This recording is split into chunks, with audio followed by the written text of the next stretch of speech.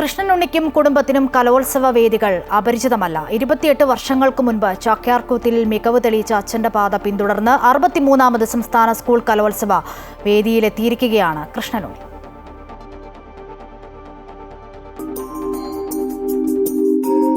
കലോത്സവ വേദികൾ കുടുംബകാര്യമാണ് പത്തനംതിട്ട സ്വദേശി ഡോക്ടർ GK ശ്രീഹരിക്കും കുടുംബത്തിനും.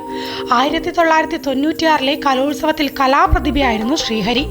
മോണോ ആക്ടും ചാക്യാർകൂത്തുമായിരുന്നു പ്രധാന മത്സര ഇനങ്ങൾ. ഭാര്യ അശ്വതിയാകട്ടെ കലോത്സവ വേദികളിലെ സ്ഥിര സാന്നിധ്യവും.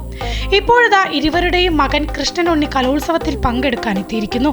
ഞാൻ 1996 36ാം സംസ്ഥാന കലോത്സവത്തിൽ കലാപ്രതിഭയായിരുന്നു. അപ്പോൾ എൻ്റെ ആശാന്മാർ തന്നെയാണ് ഇവൻ്റെയും ഗുരുനാഥന്മാർ. അതിൽ വലിയ സന്തോഷമുണ്ട്.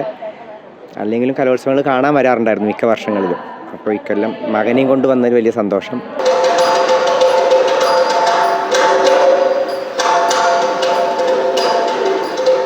ചാക്യാർകൂത്ത് ഹൈസ്കൂൾ വിഭാഗത്തിലാണ് കൃഷ്ണനുണ്ണി മത്സരിച്ചത്. SVHSS കിടങ്ങന്നൂരിലെ 9ാം ക്ലാസ് വിദ്യാർത്ഥിയാണ്. ഇത് 2ാം തവണയാണ് സംസ്ഥാന കലോത്സവത്തിൽ കൃഷ്ണനുണ്ണി പങ്കെടുക്കുന്നത്. ഞാൻ ഇത് കളിയാക്കുന്ന കലയാണല്ലോ. അപ്പോൾ ഞാൻ എനിക്കാണെങ്കിൽ പണ്ടേ ആൾക്കാരെ കളിയാക്കുകയൊക്കെ ചെയ്യുമായിരുന്നു. അപ്പോൾ അച്ഛൻ പറഞ്ഞു എനിക്കാണെങ്കിൽ ചാക്യാർകൂത്ത് ചെയ്യണം. പിന്നെ കുറേ പേര് പറഞ്ഞു എന്നെ ചാക്യാരെന്ന് വിളിക്കുന്നവരൊക്കെ ഉണ്ടായിരുന്നു. അപ്പോൾ അങ്ങനെ ഇതിലെ മറ്റൊരു പ്രത്യേകത എന്നത് അച്ഛനും മകനും ഒരേ ഗുരുവിൻ്റെ ശിഷ്യന്മാരാണ് എന്നതാണ്. പൈങ്കുളം നാരായണ ചാക്യാരാണ് ഇരുവരെയും ചാക്യാർ കലകൾ പഠിപ്പിച്ചത്. ഞാൻ പഠിപ്പിച്ച ആൾ ഡോക്ടർ ശ്രീഹരി, പഴയ സംസ്ഥാന കലാപ്രതിഭ, കോട്ടയത്ത് 96 ജനുവരി കലാപ്രതിഭയാണ്. അയാളുടെ മകൻ തുടരുന്നു. അതുപോലെ എൻ്റെ പല ശിഷ്യരുടെയും മക്കൾ തുടരുന്നുണ്ട്.